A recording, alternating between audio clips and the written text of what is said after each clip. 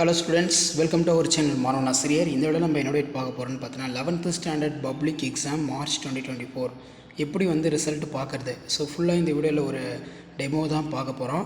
Already 10th எப்படி result பார்க்கணும்னு சொல்லி வீடியோ அப்டேட் பண்ணியிருந்தேன். நிறைய பேர் பார்த்தீங்கன்னா 11th கேட்டிருந்தீங்க. ஸோ 11th ஸ்டூடெண்ட்ஸ் உங்களுக்கான ரிசல்ட் பொறுத்த வரைக்கும் May 14 தான் சொல்லியிருக்காங்க.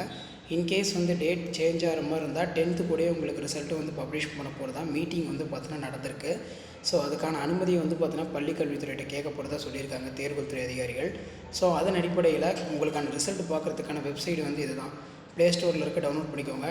TNHSC +1 ரிசல்ட் அப்படிங்கிற ஒரு ஆப் ப்ளே ஸ்டோரில் அவைலபிளாக இருக்குது. அதில் போய் டவுன்லோட் பண்ணுங்கள். டவுன்லோட் பண்ணிட்டு உங்களோட date of birth plus register number பார்த்தீங்கன்னா கொடுக்கணும். ஸோ எக்ஸாம்பிளுக்கு நான் ஒரு வீடியோ கொடுக்குறேன். ஸோ இந்த மாதிரி ஒரு டேப் ஓப்பன் ஆகும். இதில் பார்த்தீங்கன்னா வியூ யுவர் HSC +1 ரிசல்ட்டுன்னு கொடுங்க. ஸோ கொடுத்த வாட்டி பார்த்தீங்கன்னா ரெஜிஸ்ட்ரேஷன் நம்பர் கேட்கும். இதில் ஒரு ரெஜிஸ்ட்ரேஷன் நம்பர் கொடுங்க. எக்ஸாம்பிளுக்கு நான் ஒரு நம்பர் கொடுக்குறேன்.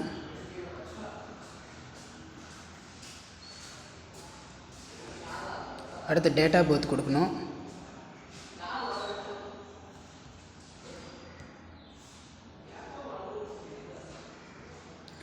ஓகே, இப்போ சப்மிட் கொடுங்க.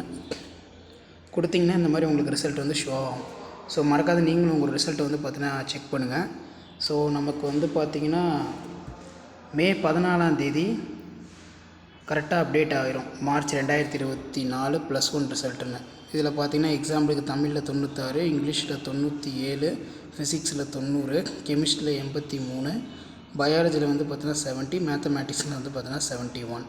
ஸோ இந்த மாதிரி தான் பார்த்திங்கன்னா 11th ஸ்டாண்டர்ட் ஸ்டூடெண்ட்ஸ் உங்கள் ரிசல்ட்டை நீங்கள் பார்க்கணும். ரிசல்ட்டுக்கான லிங்க்கு, ஆப்போட லிங்க் பார்த்திங்கன்னா ப்ளே ஸ்டோரில் அவைலபிளாக இருக்குது. மறக்காத டவுன்லோட் பண்ணி உங்களோட ரிசல்ட்டை செக் பண்ணி பாருங்கள்.